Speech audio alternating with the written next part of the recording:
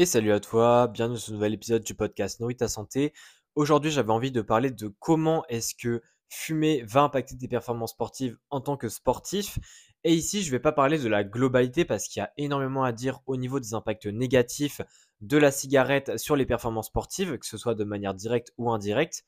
Mais là, je vais plutôt parler globalement de comment est-ce que la cigarette va impacter tes performances sportives en diminuant justement la santé de tes os et donc en augmentant le risque de blessure, ce qui va évidemment, dans tous les cas, mener à des chutes de performance sportive à certaines périodes, donc c'est-à-dire quand on est blessé, mais également en temps normal, puisque si on a des os plus fragilisés, et bien évidemment pour certains sports, ça peut directement causer des chutes de performance. Donc dans cet épisode-là, je vais parler à la fois d'effets directs, mais également d'effets indirects, et on va tout de suite commencer avec les effets indirects.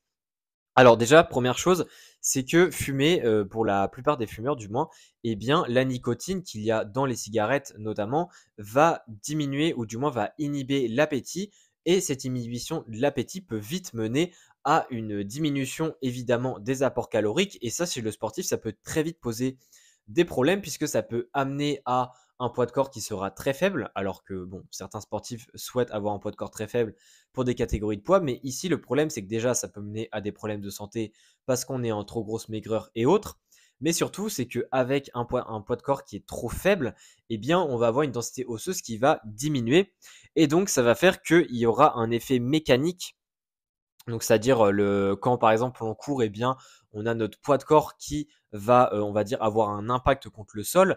Et cet effet-là, normalement, le fait de percuter le sol, etc., va justement améliorer l'ostéogénèse, c'est-à-dire le fait de reproduire de la matière osseuse pour justement remodeler, on va dire, nos os de façon à ce qu'ils puissent tenir le choc à long terme avec tous ces impacts-là. Sauf que le fait d'avoir un poids de corps qui est diminué et notamment lié à la nicotine de manière, ça c'est un effet indirect encore une fois, eh bien ça peut potentiellement mener à une diminution de l'ostéogénèse qui se fait justement de base durant cet impact mécanique qui ne sera plus assez grand chez les personnes qui fument.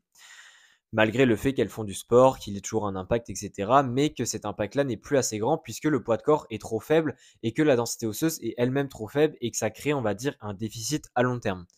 Donc ça voilà, et en plus de ça, eh bien il y a aussi les tissus adipeux, c'est-à-dire que les personnes fumeuses, dans certains cas, et d'autant plus si elles sont sportives, ont très peu de tissus adipeux.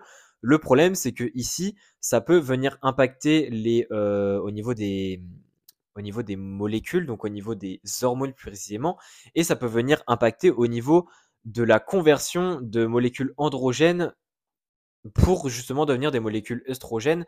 Et les œstrogènes, il faut savoir que ça a quand même beaucoup d'effets ostéoprotecteurs, c'est-à-dire que le stradiol notamment a des effets protecteurs au niveau des os en inhibant différentes activités qui peuvent justement mener à une chute de la densité osseuse. Et ça, eh bien, ça peut être aussi perturbé chez les fumeurs, ce qui peut mener donc à des os beaucoup plus fragiles. Ça, c'est un impact indirect de la santé osseuse chez les personnes qui fument, mais il y a également d'autres choses. Donc, il y a déjà le fait que l'absorption du calcium peut être diminuée chez les fumeurs, et il est d'ailleurs souvent. On ne sait pas encore si c'est lié à l'hormone parathyroïdienne, parce qu'il semblerait aussi y avoir des interactions entre le fait de fumer et entre l'activité notamment de l'hormone parathyroïdienne qui a justement un effet aussi sur l'absorption du calcium. Mais en tout cas, eh bien, chez les fumeurs, l'absorption du calcium est diminuée. Évidemment, s'il y a moins d'apport en calcium, eh bien, la remodélisation des os va se faire moins bien puisque le calcium reste quand même un des composants majeurs des os. Et donc ça a aussi posé problème. Troisième effet indirect, eh bien, c'est tout simplement des problèmes au niveau des hormones et surtout au niveau des hormones liées au stress, donc notamment les hormones comme le cortisol, etc. Et il semblerait chez les personnes qui fument, eh bien, le taux de cortisol est plus élevé. Et le taux de cortisol a justement un lien avec le fait qu'il y ait une forte activité des ostéoclastes, qui sont des molécules qui vont justement, on va dire, casser les os. Et les ostéoblastes, eux, vont plutôt être diminués, alors que les ostéoblastes sont plutôt des molécules qui modélisent de l'os. Et justement, l'idée pour avoir une bonne santé, c'est d'avoir un bon équilibre entre ces deux types de molécules pour avoir des os qui sont entre guillemets stables. Sauf que ici, c'est plutôt le cas inverse puisqu'il y a une augmentation de l'activité des ostéoclastes. Donc il y a déjà ça, et en plus de ça, eh bien, il y a aussi une altération, encore une fois, du calcium, ce qui va venir encore plus lors de la modélisation des os, d'avoir des os qui se vont être moins solubles puisqu'il va manquer de certaines matières, comme par exemple le calcium, qui, je le rappelle, 99% du calcium se trouve dans les os. Donc ça, c'est un autre effet indirect. Et il y a également deux autres effets indirects. Donc déjà, c'est une perturbation du métabolisme des œstrogènes. Et encore une fois, comme je l'ai dit, si le métabolisme des œstrogènes est perturbé chez les personnes qui fument, eh bien l'œstradiol va être diminué. Donc il y aura une inhibition de l'œstradiol. Et ça, c'est notamment lié au fait qu'il y a tout simplement une augmentation du découpage de l'œstradiol au sein du foie, ce qui fait que cette molécule devient inactive et donc l'œstradiol ne peut plus avoir son effet ostéoprotecteur au niveau des os.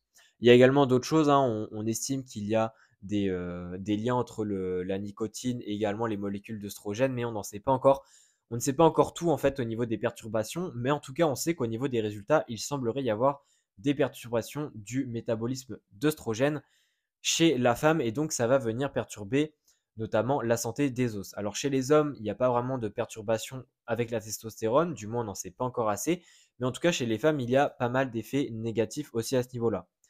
Et enfin, le dernier effet indirect qui concerne à la fois les hommes et les femmes fumeuses, eh bien c'est également une augmentation du stress oxydatif, donc c'est-à-dire le fait en fait d'avoir des molécules, donc des radicaux libres, qui vont être sécrétés en de fortes quantités tout simplement lié au fait de fumer, donc avec notamment la fumée de la cigarette.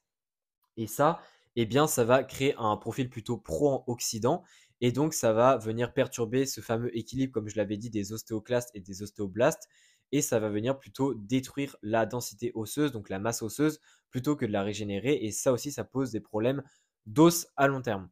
Donc ça, c'était pour les effets indirects, mais il y a aussi deux effets directs qui existent. Donc il y a déjà une théorie avec un système qui s'appelle le Rankel Rank OPG. Donc ça, c'est un système en fait qui existe dans le corps. Je ne sais plus comment on l'a nommé comme ça. Enfin, pourquoi on l'a nommé comme ça.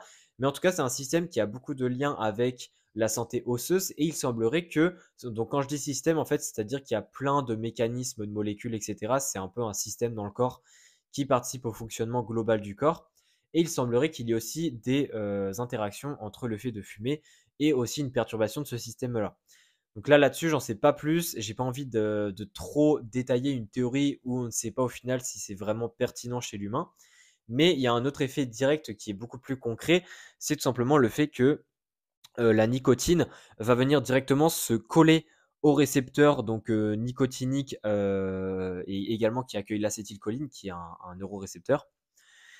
Et donc, eh bien ça va faire que si on a une énorme quantité de nicotine, c'est-à-dire chez les gros fumeurs, hein, plus on fume et plus on aura de nicotine, et plus l'activité des ostéoblastes va être inhibée puisque les récepteurs, on va dire, seront pris. Donc les récepteurs qui accueillent de base l'acétylcholine, etc., seront pris par la nicotine. Et donc, l'action qui devait se faire de base, qui était notamment de venir stimuler les ostéoblastes, donc c'est-à-dire les molécules qui vont produire la masse osseuse, ne va pas se faire. Et ça va faire que l'activité des ostéoblastes va être diminuer et notamment leur production même des ostéoblastes.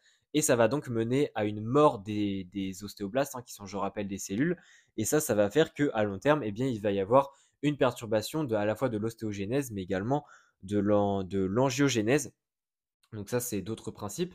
Mais globalement, ce qu'on s'intéresse ici, c'est plutôt l'ostéogénèse. Et avec tous ces mécanismes, aussi bien directs et indirects, on se rend bien compte que le fait de fumer va énormément impacter la santé osseuse. Évidemment, ça va faire surtout à long terme, mais à court terme, ça a déjà des effets.